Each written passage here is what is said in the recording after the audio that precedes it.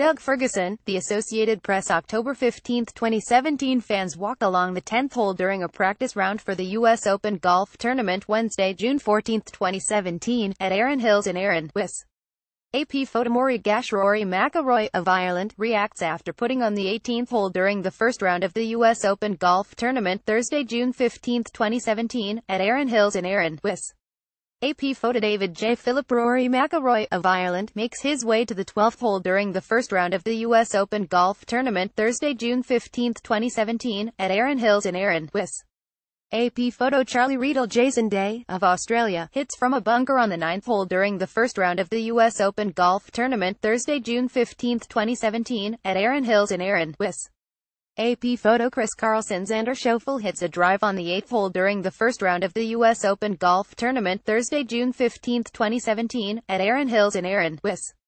AP photo. Charlie Riddle. Erin, Wis. Erin Hills played like a pushover for a U.S. Open. Check out the score of Rickie Fowler, who matched the U.S. Open scoring record to par for the opening round with a 7-under 65. Right behind him were 43 other players who broke par, breaking a championship record that had stood for 27 years. Canadian Adam Hadwin tied a U.S. Open record with 6 straight birdies. Erin Hills also played like a beast. Look no further than Rory McIlroy, the number 2 player in the world, who didn't hit a fairway after the 10th hole, shot 42 on the back 9 and posted a 78, his worst score in 27 rounds at the U.S. Open. Jason Day made 2 triple bogeys and closed with a birdie to avoid the indignity of shooting 80. He still had his worst score in a U.S. Open. There were as many amateurs who broke par as players in the top 10 in the world, 2 each. On a wild day of highs and lows, and even a commercial blimp that crashed and caught fire outside the golf course during the round, Fowler emerged with a one-shot lead over Paul Casey and U.S. Open rookie Xander Schauffele in a most peculiar debut for the 11-year-old golf course. Definitely not U.S. Open-like, Mark Leishman said. Defending champion Dustin Johnson made only 1 birdie in his round of 75. Taking the long walk to sign his card, he looked back at the rain-softened course and mild breeze and said wistfully, "You won't get a better day for scoring." No one took advantage like Fowler. Fowler, who shared the 36-hole lead at the Masters in April, never came seriously close to bogey because he was never in trouble. He kept it in the short grass, the secret to Erin Hills that wouldn't appear to be that difficult with some of the widest fairways for this major. "You don't get many rounds at the U.S. Open that are stress-free," Fowler said. Fowler's 7 birdies were from no more than 12 feet, including 3 in a row around the turn. His 7-under par tied the record to par for the first round of a U.S. Open held by Jack Nicklaus and Tom Weiskopf, who each shot 7-under 63 at Baltusrol in 1980. He also joined McIlroy 2011 at Congressional and Tiger Woods 2000 at Pebble Beach as the only players to shoot 66 or better in the opening round without a bogey.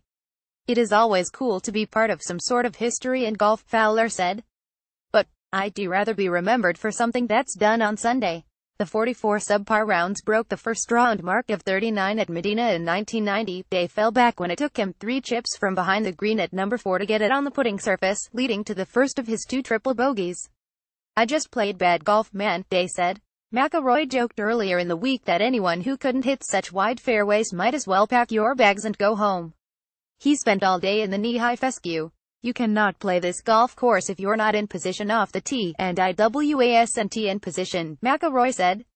"Obviously, I paid the price for it today." Casey started eagle birdie and finished with 2 birdies over the final 4 holes for his 66. "I was just trying to have half as good a round as Rickie had," said Casey, who played in the afternoon.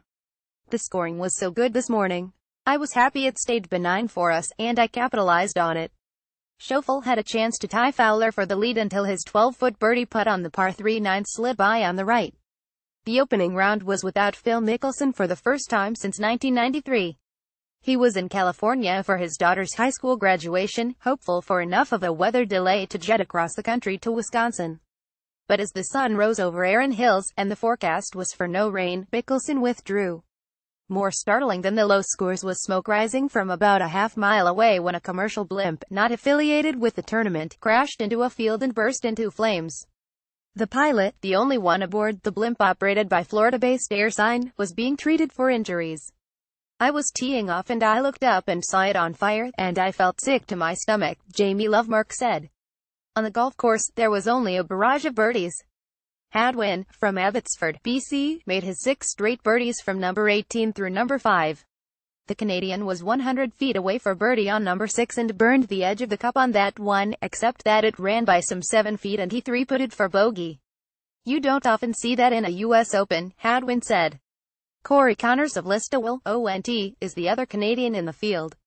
He tied for 114th on the first day of play at 4 over after shooting a 76. The course was set up at 7,845 yards, the longest of any major length WASNT. The issue: it was sporadic storms earlier in the week that has softened the greens. One example of that was Fowler hitting 3 wood into the green on the 632-yard 18th hole, with a breeze at his back. His ball landed on the green and only rolled out about 10 feet. On typical U.S. Open greens, that would have run all the way off the back of the green.